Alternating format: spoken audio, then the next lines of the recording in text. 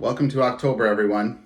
This is my absolute favorite month of the entire year for my business. And because I spend so much time in my business, it's probably maybe the favorite month that I have all year, except for maybe December. Personally, I just love Christmas. Anyways, why on earth would someone love October so much? Is it because of, Thanksgiving and we got all these pumpkins and decorations and good food? All good things, but that is not why I love October. The reason why I love October is it's the month of the year that I take, and I take the entire month to do one thing really, and it's to plan the next year. So right now we're almost the middle of October, and I'm about halfway through my planning for 2021. Now I started this planning in October about no, maybe about 4 years ago. I used to do January and then December and then November, and then I landed in October, and it just seemed to work. So what do I do in October? Well, first of all, it's a great time to, dream, have aspirations for the year to come. And, I guess I can put this thing down. So have aspirations for the year to come. And really think big and think, where do I want to be? What do I want things to look like at the end of 2021? It's also an opportunity for me to reflect, what went well for my plan in 2020. Where did I get derailed? Why did that happen? What pivots did I make? It's all fine in the reflection. It's not, I don't look at it as like, where was my past fail? How did I do? Because you know what, this road of entrepreneurship, it's not a straight line. You have to be willing to pivot. You have to be willing to try things. And when you try things, you're going to fail. That's okay. As long as maybe you lose the battle one day, but you win the war over the course of a year. That's all that matters. So I don't get hung up on that. I just reflect and I look at data. I look as much data as possible. My team, we use some graphs. I've got, financial models that I use that I can reflect on. So all that stuff is great. So I use this time to dream and reflect. So why do I do this in October?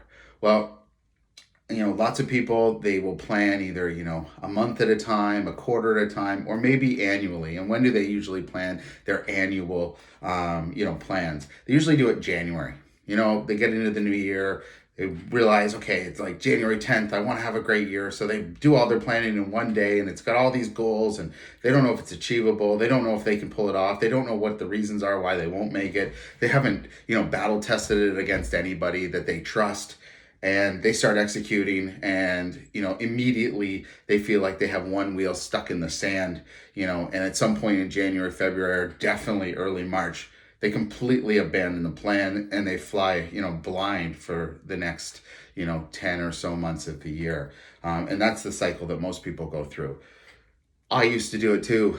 I always did it. I would start in January and I'd have all these goals and all these things I was going to do. And I thought it was really intelligent and look what I'm doing. And I'm really proud of myself, and never worked out. And after years of trying to figure out why it's not working out, I realized, well, January doesn't work. It's too late. You don't have time to reflect, to measure, to make sure it works, to get some things out of the way so that way your plan can actually launch. So I moved it back to December, and subsequently November, and subsequently October. And why October? October allows me enough time in this current year to reflect on 9 months of the year to see how things are going. It also gives me enough time to not feel rushed or stressed in planning the next year, so I can go through all the proper steps, which I'm going to get to in a minute. It's a good time, so it's early, so I can send it out for feedback.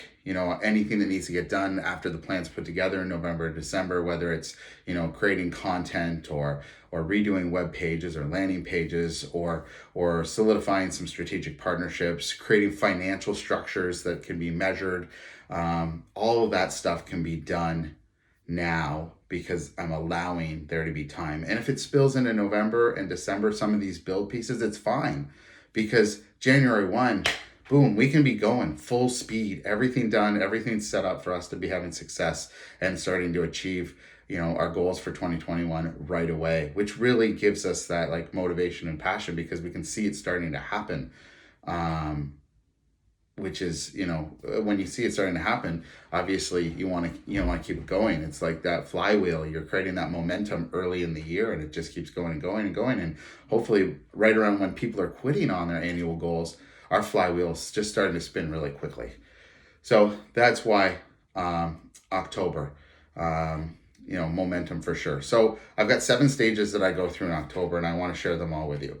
So stage number 1, create a vision. Where do I aspire to be at the end of next year? Obviously I want to be looking 2, 3, 4, 5 years out as well to make sure that I'm on the long path, but I need to make sure that I achieve what I need to in the next 12 months in order to be on that long path still. I don't know who said it, but somebody said that we often overestimate what we can do, in a year and underestimate what we can do in a month. So I like to make sure that I'm focused on a timeline throughout the year. Anyway, so I create a vision. And what does this vision need to be? They need to be big. Like, it needs to be really aspirational. Because what I found over the years is, at least for me personally, if I don't, go for something really big, I will lose interest in it. It's just the way I am. If it's not exciting, I don't want to do it. I think a lot of entrepreneurs are like that, which is, how we end up working for ourselves.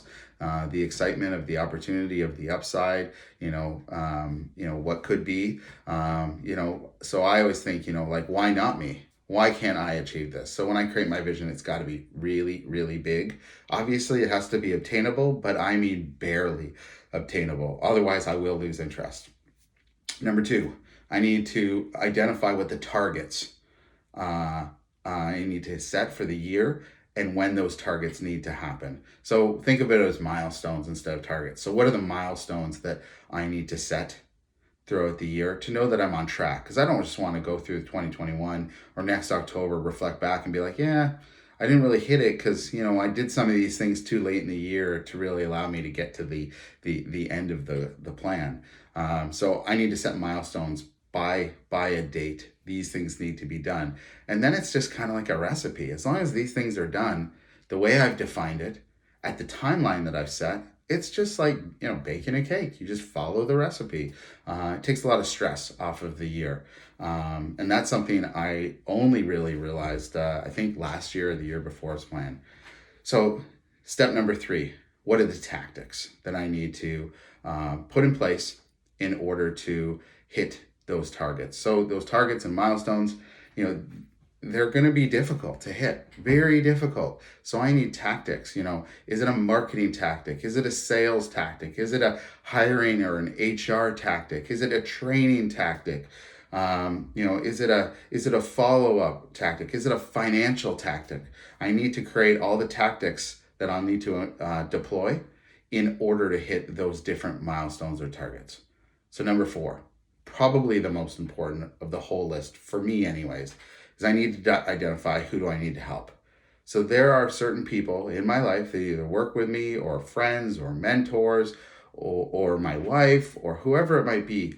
They need to be on board. They may not even know that they're on board with this master plan, but I need to have the people in the right places to execute the tactics to allow me to hit my targets and milestones. So I need to make a list of who those people are and what their roles are in hitting those targets.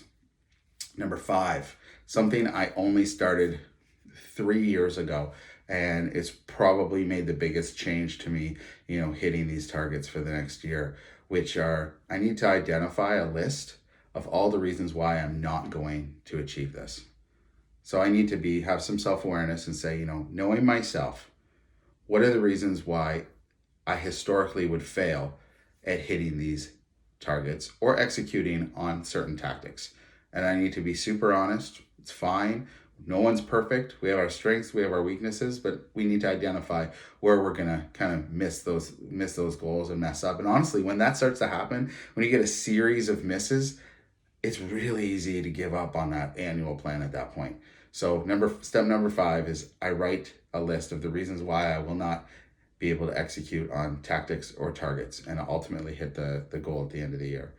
So number 6, coupled with number 5, is what's the protocol when these things happen? So it's okay that they happen. I'm human. I have good days. I have bad days. I have productive days. I have days where, maybe I'm sick. Maybe I'm tired. Maybe I'm not feeling it. But I need to know, when this thing happens, it's going to knock me off my game. What am I going to do? Am I going to call a team member and ask them for help in executing that to get it done? Am I going to call a friend and say, hey, listen, I need a little advice, or a mentor, I need some advice? Am I going to, go get some exercise? Am I going to go for a walk? Am I going to take my dog for a walk? Just clear my mind. So it's all different reasons why. Over the last few years, I've gotten a lot better at understanding, okay, like last year, I identified this thing and here's the protocol, and didn't really solve it. Walk around the block didn't really solve, me getting back on track. So what am I going to do this year? And it's gotten better over the years, and this year we'll get better again. So number 7, the last step, what do I get if I hit the target? And what is my punishment if I don't? This is something that I added last year, and it actually really helped. If you look at my Pinterest on my iPad here, you'll see all sorts of pictures of some of the prizes that I put in place for myself last year, and some you won't see it on my iPad, but there were some punishments too. Meaning, if I don't hit certain targets, what do I not get, or what do I have to do? And it could be anywhere from you don't get to go out for a nice dinner. Now we're during COVID, things are a little different, but you don't get to go for a nice dinner for a month because you didn't hit it. I'm a foodie. That's like a super big punishment for me. Or you got to do 100 burpees if you don't hit it. All sorts of things you can do. You can get creative, but certainly, giving yourself a carrot and a stick all in the same kind of protocol for this planning, for me anyways, really works. So those are the 7 steps that I go through. It's a lot of note taking. It's a lot of whiteboarding. I would say I'm still definitely working on the process of how to put it all together. And maybe it doesn't need to be a 4-week program, but it's just the way my mind works. I put it into 4 weeks. But I'll go notepad, iPad, whiteboard, Google Docs. I'll kind of put everything all over the place, bring it all together, and then come up with a plan. So if anybody has any ideas on how I could organize that better, I'd love to hear from you. Anyways, that's why I love October. It's not just because of the pumpkins. It's because it's the best month for me to plan my next year of business. I hope it works for you. Take care.